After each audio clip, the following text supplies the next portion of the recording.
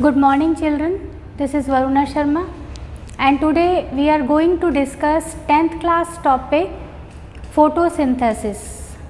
Photosynthesis जैसे आपको पता है photosynthesis is the food making process in plants. ये plants के अंदर होने वाला एक यूनिवर्सल प्रोसेस है जिसके थ्रू प्लांट्स फूड फॉर्मेशन करते हैं, फूड प्रिपेयर करते हैं, ना केवल अपने लिए बल्कि पूरे यूनिवर्स के लिए।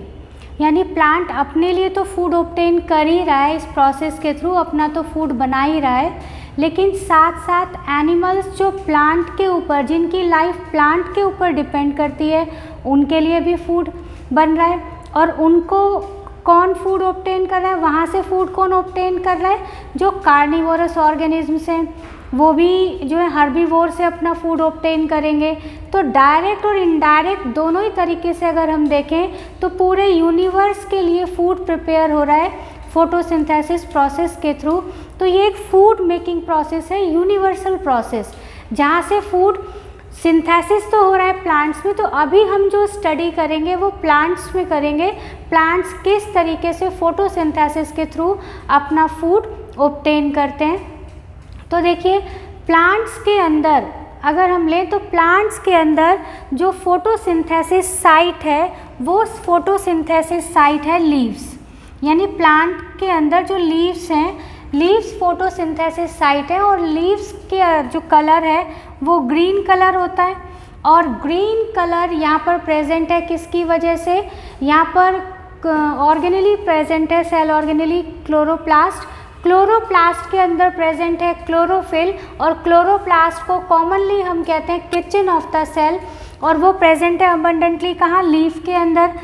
तो यहाँ पर जो फोटोसिंथेसिस हो रहा है वो कहाँ हो रहा है, ग्रीन लीव्स में, यानी प्लांट की जो लीव्स हैं वहाँ पर हो रहा है क्लोरोफिल पिगमेंट के हेल्प से। फाइन, डेफिनेशन देखो ज़रा। The process by which green plants make their own food, खुद अपना फूड बना रहे हैं, ऑटोट्रॉफिक मोड ऑफ न्यूट्रिशन का एग्जाम्पल है ये। फ्रॉम इनऑर्गेनिक सब्सटेंसेस, यहाँ पर जो रॉ मटेरियल ये लेंगे अपना फूड बनाने के लिए वो होंगे इनऑर्गेनिक सब्सटेंसेस। और वो रॉ मटेरियल्स क्या हैं, वो रॉ मटेरियल्स हैं कार्बन डाइऑक्साइड एंड वाटर। यानी प्लांट्स जो हैं कार्बन डाइऑक्साइड और वाटर, इन दो रॉ मटेरियल्स को यूज़ करेंगे in the presence of sunlight and in the presence of chlorophyll and they will make their food in the form of glucose. Glucose जब prepare हो जाएगा तब एक्सेस अमाउंट जितना भी ग्लूकोज का प्रिपेयर होता जाएगा वो स्टार्च की फॉर्म में स्टोर्ड हो जाता है प्लांट सेल में। फाइन, यहाँ पर हम इसकी केमिकल रिएक्शन देखें तो देखिए कार्बन डाइऑक्साइड कंबाइंड हो रहा है वाटर मॉलिक्यूल के साथ और यहाँ पर एनर्जी सोर्स है सनलाइट, और क्लोरोफिल यहाँ पिगमेंट यूज़ हो रहा है और फूड बन रहा है ग्लूकोज। एंड साथ साथ यहाँ पर जो है बाय प्रोडक्ट रिलीज़ हो रही है ऑक्सीजन। ये वही ऑक्सीजन है जिससे हम सबको रेस्पिरेशन के लिए जो ऑक्सीजन मिलती है, जिसको हम कहते हैं एयर हमें मिल रही है, ये जो ऑक्सीजन है वो इस फोटोसिंथेसिस प्रोसेस से ही पूरे यूनिवर्स में मिलती है या फैल जाती है। फाइन, अब क्लोरोफिल का यहाँ क्या काम है। क्लोरोफिल यहाँ पर लाइट एब्जॉर्बर का काम कर रहा है, यानी क्लोरोफिल जो है ये ट्रैप कर रहा है लाइट को, और जितनी भी हाई इंटेंसिटी की लाइट आ रही है उस हाई इंटेंसिटी की लाइट को ये एब्जॉर्ब करके कन्वर्ट कर रहा है केमिकल एनर्जी में। यानी क्लोरोफिल का काम क्या होता है, क्लोरोफिल का फंक्शन होता है कि जितनी भी लाइट एनर्जी है उस लाइट एनर्जी को ये कन्वर्ट करेगा केमिकल एनर्जी में, और ये केमिकल एनर्जी हेल्प करेगी फोटोसिंथेसिस यानी फूड मेकिंग प्रोसेस में। फोटोसिंथेसिस प्रोसेस में अगर हम लें तो यहाँ पर 2 स्टेप्स हैं। फोटोसिंथेसिस 2 स्टेप्स में होती है, एक होती है डार्क फेज और एक होती है लाइट फेज। जो फर्स्ट फेज़ है लाइट फेज। फर्स्ट फेज़ है लाइट फेज, पहले लाइट फेज होगी और लाइट फेज के बाद सेकेंड जो फेज़ होगी वो डार्क फेज होगी। लाइट फेज में जो हमने 2 रॉ मटेरियल लिए थे, उन दोनों रॉ मटेरियल्स में से जो वाटर मॉलिक्यूल है ये फर्स्ट फेज में काम करेगा और यहाँ पर वाटर मॉलिक्यूल ब्रेकअप हो जाएगा और ब्रेकअप होने के बाद में बाय प्रोडक्ट हमें ऑक्सीजन प्रोवाइड करा रहा है। इसी तरीके से जो डार्क फेज़ है, डार्क फेज़ ये जो है क्योंकि नाम ही इसका डार्क है तो इसके लिए लाइट नेसेसरी नहीं होती, इसके लिए लाइट नेसेसरी नहीं है, ये डार्क में होगा। तो ऐसा नहीं है कि रात में होगा, ऐसा नहीं है, होगा ये साथ साथ ही, अदरवाइज़ तो साइकिल इनकम्प्लीट रह जाएगी। लेकिन लाइट फेज़ के लिए लाइट ज़रूरी है और लाइट फेज़ के एंड में जो एंड प्रोडक्ट्स बनेंगे वो एनर्जी प्रोवाइड कराते हैं डार्क फेज़ को। तो डार्क फेज़ में सनलाइट की ज़रूरत नहीं है, यहाँ पर एनर्जी सोर्स काम करेंगे कौन, जो लाइट फेज़ के एंड प्रोडक्ट्स होंगे। अभी हम आगे इसको डिटेल में डिस्कस करने भी वाले हैं। तो इस तरीके से ये दोनों फेज़ अल्टरनेशन में होंगी। तो ध्यान हमने रखना है, लाइट फेज़ लाइट में होगी और यहाँ पर water molecule by product produce करेगा ऑक्सीजन गैस को। फाइन। और एक और बात, ये जो क्लोरोप्लास्ट के 2 रीजन्स होते हैं उनमें से एक होता है ग्रैना रीजन और दूसरा होता है स्ट्रोमा रीजन। तो जो लाइट फेज़ है वो क्लोरोप्लास्ट के ग्रैना रीजन में परफॉर्म हो रहा है। यानी अगर हमें क्लोरोप्लास्ट का अगर हम स्ट्रक्चर लें तो क्लोरोप्लास्ट के structure double membranous cell organelle है। अगर कुछ ध्यान है तो इस टाइप से यहाँ पर ये फ्लैटेंड सेक्स होते हैं। ये जो फ्लैटेंड सेक्स हैं इनको हम कहते हैं ग्रैना। ये जो है ग्रैना है, तो ये जो ग्रैना है ये थाइलेकॉइड्स के स्टैक्स से मिलके बने हुए हैं। ये जो स्टैक्स हैं ये 8 to 10 आपस में 8 to 10 थाइलेकॉइड्स जो है मिलके पूरा स्टैक बना लेते हैं और उस स्टैक को कहते हैं ग्रैना।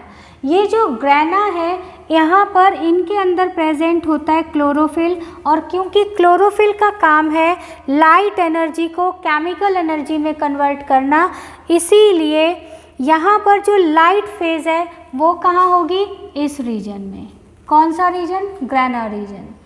बाकी जो डार्क फेज़ है, डार्क फेज़ यहाँ पर, ये जो इसके अलावा जो बाकी पार्ट है स्ट्रोमा रीजन, स्ट्रोमा रीजन में होगा यहाँ पर डार्क फेज़। यहाँ पर एनर्जी सोर्स कौन प्रोवाइड करा रहा है, एनर्जी सोर्स प्रोवाइड करा रहा है यहाँ पर लाइट फेज़ के जो एंड प्रोडक्ट्स होंगे। तो डार्क फेज़ के लिए आप याद रखेंगे, एक तो इसके लिए सनलाइट की ज़रूरत नहीं है, दूसरा ये जो है स्ट्रोमा रीजन ऑफ क्लोरोप्लास्ट में होगा, और तीसरा इसको जो एनर्जी प्रोवाइड करा रहा है वो एनर्जी प्रोवाइड कराएंगे and products of light phase. Fine. अब ये जो क्लोरोफिल मॉलिक्यूल है, क्लोरोफिल मॉलिक्यूल का काम है लाइट एनर्जी को केमिकल एनर्जी में कन्वर्ट करना। तो हर प्लांट के अंदर पिगमेंट्स प्रेजेंट हैं और क्लोरोफिल एक यूनिवर्सल पिगमेंट है जो हर फोटोसिंथेटिक फॉर्म में प्रेजेंट है। अगर क्लोरोफिल के लिए हम लें तो chlorophyll A, B, C, D ये प्रेजेंट है। इसके अलावा अगर लें तो ज़ैंथोफिल है, ज़ैंथोफिल, कैरोटीन, ये सब भी पिगमेंट्स हैं जो काम करते हैं फोटोसिंथेसिस में या लाइट को एब्जॉर्ब करने का काम करते हैं। अब ऑल ओवर जितने भी पिगमेंट्स हैं उनको हम 2 कैटेगरीज में डिवाइड कर देते हैं। किस तरीके से कि ये जो पिगमेंट्स हैं, इन पिगमेंट्स को हम, जितने भी पिगमेंट्स हैं इन पिगमेंट्स को हम 2 कैटेगरी में डिवाइड कर रहे हैं। एक तो हम कर रहे हैं यूनिवर्सल पिगमेंट और सेकंड हम कर रहे हैं एसेसरी पिगमेंट। फाइन। जो यूनिवर्सल पिगमेंट है वो है क्लोरोफिल A, और जो एसेसरी पिगमेंट्स हैं बाकी सब chlorophyll B, chlorophyll C, chlorophyll D, chlorophyll E, xanthophyll, carotene, जो भी हैं सब के सब वो एसेसरी पिगमेंट्स में हैं। ऐसा क्यों? ऐसा इसलिए कि क्लोरोफिल को 2 काम करने हैं। फर्स्ट काम जो फर्स्ट ये करेगा, पहला काम तो इसको ये करना है कि ये लाइट एनर्जी को एब्जॉर्ब करेगा। एक काम तो इसको क्या करना है कि लाइट एनर्जी को एब्जॉर्ब करेगा। दूसरा इसको क्या करना है कि जो लाइट एनर्जी है उसको केमिकल एनर्जी में कन्वर्ट करना है। तो जो फर्स्ट है, पहला काम है लाइट एनर्जी को एब्जॉर्ब करना, वो तो ये सारे ही पिगमेंट करेंगे, लेकिन जो सेकंड फंक्शन है लाइट एनर्जी को केमिकल एनर्जी में कन्वर्ट करना, वो केवल क्लोरोफिल ए करेगा। फाइन। इसलिए जितनी भी फोटोसिंथेटिक फॉर्म है उन सब फोटोसिंथेटिक फॉर्म्स में क्लोरोफिल ए तो यूनिवर्सली प्रेजेंट होगा ही होगा, अदरवाइज सेकंड जो फंक्शन है वो परफॉर्म हो ही नहीं पाएगा। और उसकी हेल्प करने के लिए फिर इनमें से अल्टरनेशन में कोई भी और दूसरे पिगमेंट्स प्रेजेंट होते हैं साथ में, ताकि वो ट्रैप करके देते रहे एनर्जी, और क्लोरोफिल ए जो है फटाफट से उस लाइट एनर्जी को केमिकल एनर्जी में कन्वर्ट करता रहे और ये प्रोसेस सारे चलते रहें। क्लियर?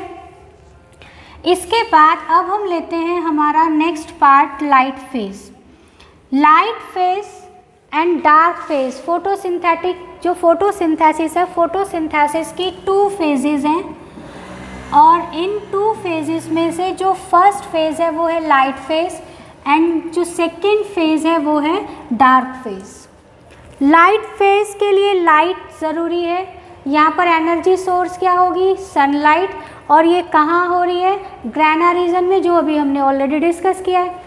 इसके 3 इम्पॉर्टेंट पॉइंट्स हैं, यानी 3 स्टेप्स हैं। 3 स्टेप्स में ये प्रोसेस कंप्लीट होगा, जिसमें से फर्स्ट स्टेप है activation of chlorophyll, second step photolysis, and third step photophosphorylation. Fine. Activation of chlorophyll में आप देखिए, यहाँ पर जो फर्स्ट फंक्शन क्लोरोफिल कर रहा था वही फंक्शन है कि ये सनलाइट को एब्जॉर्ब करेंगे। जितने भी सनलाइट के क्वांटा आ रहे हैं डिस्क्रीट पैकेट्स की फॉर्म में, उन डिस्क्रीट पैकेट्स को, क्वांटा को ये एब्जॉर्ब करेंगे, और एब्जॉर्ब करने के बाद क्लोरोफिल एक्टिवेट हो जाएगा, और एक्टिवेटेड फॉर्म में ये इलेक्ट्रॉन्स रिलीज कर देगा। यहाँ से जो इलेक्ट्रॉन्स रिलीज होंगे, ये इलेक्ट्रॉन्स यानी एक्टिवेटेड क्लोरोफिल हो गया, आयोनिक फॉर्म में आ गया और इलेक्ट्रॉन्स रिलीज हो गए। ये जो इलेक्ट्रॉन्स यहाँ से रिलीज होंगे, ये इलेक्ट्रॉन्स एक्टिवेट करेंगे सेकेंड स्टेप फोटोलाइसिस को। फोटोलाइसिस क्या है? Photo means sunlight and lysis means breakdown. किसका? क्योंकि अभी हमने डिस्कस किया था लाइट फेज में किसका कन्वर्जन हो रहा है? वाटर मॉलिक्यूल का। तो यहाँ पर जो ब्रेकडाउन होगा सनलाइट की प्रेजेंस में, वो किसका होगा? वाटर मॉलिक्यूल का। तो फोटोलाइसिस का मीनिंग क्या है? It is the breakdown of water molecule in the presence of sunlight. और ये इलेक्ट्रॉन से वाटर मॉलिक्यूल को एक्टिवेट करेंगे, इसको ब्रेकअप करेंगे, तो वाटर मॉलिक्यूल ब्रेकअप हो जाएगा हाइड्रोजन आयन में, हाइड्रोक्सिल आयंस में, और फिर कुछ इलेक्ट्रॉन्स रिलीज करेगा। यहाँ से ये जो हाइड्रोक्सिल आयन है ये हाईली रिएक्टिव होते हैं, क्योंकि यहाँ पर ऑक्सीजन प्रेजेंट है जो ऑलरेडी बहुत ज़्यादा रिएक्टिव है, इलेक्ट्रोनेगेटिव है। इसकी रिएक्टिविटी की वजह से ये अनस्टेबल है, बहुत ज़्यादा टाइम तक इस फॉर्म में नहीं टिक पाएगा, और बहुत ही जल्दी इसके अंदर क्या होगा? रीअरेंजमेंट। समझ में आ गई बात? यानी ये रीअरेंजमेंट होगा, और रीअरेंज होकर ये बना देगा ऑक्सीजन, मॉलिक्यूलर ऑक्सीजन, साथ साथ वाटर मॉलिक्यूल। ठीक है। अब ये जो वाटर मॉलिक्यूल है ये स्टोमेटास के थ्रू साथ साथ रिमूव होती रहेगी एटमॉस्फेयर में, और ये जो ऑक्सीजन बन रही है ये वही ऑक्सीजन है जो लाइट फेज में बाय प्रोडक्ट बनेगी। ये वो ऑक्सीजन है जो पूरे यूनिवर्स में फैल रही है, हर किसी ऑर्गेनिज्म को, एनिमल को, प्लांट को, हर किसी को रेस्पिरेशन के लिए ऑक्सीजन प्रोवाइड करा रही है। यानी हम जो सांस ले रहे हैं वो ऑक्सीजन कहाँ से मिल रही है? फोटोसिंथेसिस के लाइट फेज का जो सेकेंड स्टेप है फोटोलाइसिस, यहाँ से ऑक्सीजन आ रही है, पूरे यूनिवर्स में फैल रही है, और फिर हम वहाँ से ऑब्टेन कर रहे हैं उसको रेस्पिरेशन प्रोसेस में। फाइन। अब यहाँ पर रह गया कौन? Hydrogen ion. इसका यूज़ होगा थर्ड स्टेप में। और अब यहाँ से जो इलेक्ट्रॉन्स यहाँ सरप्लस थे ये फिर एक्टिवेट करेंगे थर्ड स्टेप को। और लाइट फेज का जो थर्ड स्टेप है वो क्या है? Photo phosphorylation.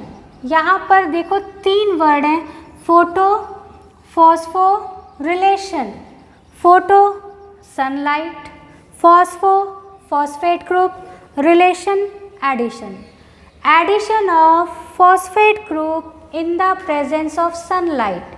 यानी प्लांट्स में पहले से ही ADP प्रेजेंट है, एडिनोसिन डाई फॉस्फेट। ये जो एडिनोसिन डाई फॉस्फेट है एनर्जी मॉलिक्यूल है, लेकिन लो एनर्जी मॉलिक्यूल है। ये जो है फॉस्फेट मॉलिक्यूल को सनलाइट की प्रेजेंस में फॉस्फेट मॉलिक्यूल के साथ ऐड होगा और ऐड होने के बाद बना देगा ATP। और ये जो ATP यहाँ से प्रोड्यूस होगा वो क्या है? Adenosine try phosphate energy currency है, सेल की एनर्जी करेंसी है। और बनते जाएंगे, बनने के बाद कुछ यूज़ होते रहेंगे और साथ साथ जो है एक साइकिल में बनते रहेंगे और डार्क फेज में ये यूज़ होते रहेंगे। इस तरीके से पूरा साइकिल फोटोसिंथेसिस का चलता रहेगा। साथ साथ प्लांट्स में ऑलरेडी NADP भी प्रेजेंट है, ये भी एनर्जी मॉलिक्यूल है। ये क्या है? Nicotinamide adenine dinucleotide phosphate. ये जो NADP है, ये जो हाइड्रोजन आयन यहाँ से बचे थे, इन हाइड्रोजन आयन्स के साथ कंबाइंड होकर रिड्यूस्ड हो जाएगा और रिड्यूस्ड फॉर्म में हमें मिलेगा NADP, जिसको कॉमनली हम या तो रिड्यूस्ड NADP या फिर हम जो है NADPH भी इसको लिख सकते हैं। तो यहाँ से जो एंड प्रोडक्ट हैं, लाइट फेज के एंड प्रोडक्ट कौन है? ATP और NADPH।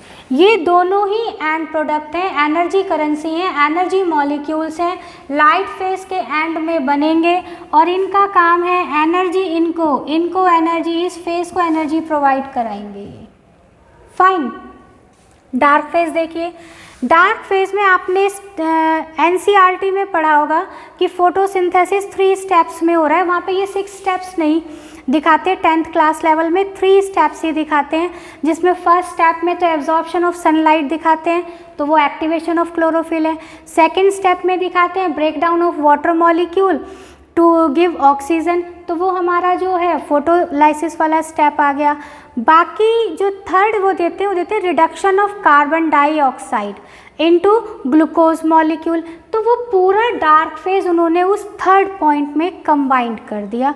तो यहाँ पर जो डार्क फेज है, डार्क फेज में क्या होगा कि जो कार्बन डाइऑक्साइड मॉलिक्यूल है उसने बनाना है किसको? ग्लूकोज मॉलिक्यूल को। ये कार्बन डाइऑक्साइड डार्क फेज में बना रहा है ग्लूकोज मॉलिक्यूल को। तो कार्बन डाइऑक्साइड जो है ये रिड्यूस्ड होकर ग्लूकोज बना देगा डार्क फेज में। एनर्जी इसको कौन दे रहा है? एनर्जी दे रहे हैं ये दोनों ATP और NADPH मॉलिक्यूल। अब सेकेंड स्टेप जब यहाँ रिडक्शन होगा, रिडक्शन होने के लिए एनर्जी की ज़रूरत पड़ेगी, तो सेकेंड स्टेप में क्या होता है, जो यहाँ से ATP मॉलिक्यूल्स बने थे ये दोबारा से ब्रेकअप हो जाते हैं ADP में और फॉस्फेट आयन में, और साथ साथ जो NADPH था ये फिर से ब्रेकअप हो जाएगा NADP में और हाइड्रोजन आयन में। और इनके बॉन्ड ब्रेक होने से जितनी भी एनर्जी रिलीज़ होगी, और एक huge amount of energy release होता है, वो huge amount of energy use करेगा कार्बन डाइऑक्साइड अपने रिडक्शन प्रोसेस में। किसके साथ मिलके? एक कैटलिस्ट मॉलिक्यूल यहाँ पर यूज़ होगा RUBP, that is ribulose biphosphate. इस रिबुलोज बाईफॉस्फेट के साथ प्रेजेंस में कार्बन डाइऑक्साइड रिड्यूस्ड हो जाएगा और एनर्जी प्रोवाइड करा रहे हैं इनको ATP और NADPH। लेकिन अब क्योंकि RUBP यहाँ पे एज कैटलिस्ट यूज़ हो रहा है, तो ये कोई कन्वर्जन में यूज़ नहीं होगा। इसका काम है कार्बन डाइऑक्साइड को रिड्यूस कराना। एक साइकिल में इसने रिड्यूस करा दिया, जब एक साइकिल में यहाँ रिड्यूस हो जाएगा RUBP फिर से रिबॉर्न यानी ग्लूकोज मॉलिक्यूल को अलग हो जाएगा और फिर से ये दोबारा से कार्बन डाइऑक्साइड मॉलिक्यूल को फिर अपने साथ ट्रैप करेगा, फिर कन्वर्जन करता रहेगा और रेगुलर ये साइकिल इसी तरीके से चलती रहेगी। तो यहाँ पर जो 3 स्टेप्स में होगा डार्क फेज में, फर्स्ट में तो रिडक्शन ऑफ कार्बन डाइऑक्साइड यानी कार्बन डाइऑक्साइड ग्लूकोज फॉर्म करेगा। सेकेंड में एनर्जी रिलीज़ होगी, जो ग्लाइकोलाइटिक रिवर्सल है, इस ग्लाइकोलाइटिक रिवर्सल में एनर्जी रिलीज़ होगी। ये दोनों एनर्जी करेंसी मॉलिक्यूल्स एनर्जी को रिलीज़ करेंगे बॉन्ड ब्रेकिंग के बाद, और उस एनर्जी से ये सारा रिडक्शन प्रोसेस होगा। थर्ड है रिबॉर्न ऑफ RUBP, यानी जो रिबुलोज बाईफॉस्फेट है RUBP, ये ग्लूकोज बनाने के बाद ग्लूकोज को फ्री कर देगा और उसके से अपने आप को अलग करके फिर से दूसरे कार्बन डाइऑक्साइड मॉलिक्यूल को ट्रैप करके अगेन नेक्स्ट साइकिल के लिए तैयार हो जाएगा। फाइन। इस पार्ट में अभी हमने किया है फोटोसिंथेसिस के 2 फेजेस। एक इंट्रोडक्शन पार्ट हमने लिया कि फोटोसिंथेसिस क्या है, उसका केमिकल रिएक्शन क्या है, कितनी फेजेस हैं, पिगमेंट किस तरीके से यहाँ काम करता है और दोनों फेजेस में क्या केमिकल रिएक्शंस हो रही हैं, किस तरीके से फाइनली ग्लूकोज मॉलिक्यूल प्रिपेयर हो रहा है। यहाँ से ग्लूकोज मॉलिक्यूल बनने के बाद ये लीव्स में स्टोर होता रहेगा, सेल्स में स्टोर हो जाएगा और स्टोर्ड फूड की फॉर्म में रहेगा। फाइन। नेक्स्ट वीडियो में हम इसके फैक्टर्स अफेक्टिंग और रॉ मटेरियल्स की बात करेंगे। अभी इस पार्ट में यहाँ पर आई होप आपको समझ में आ गया होगा। अगर किसी को कोई बात समझ में नहीं आती, कोई पॉइंट अगर क्लियर नहीं है तो वो कमेंट बॉक्स में लिख दें और चैनल को सब्सक्राइब करना ना भूलें। चैनल को सब्सक्राइब कर दें। Please take a screenshot of this part please.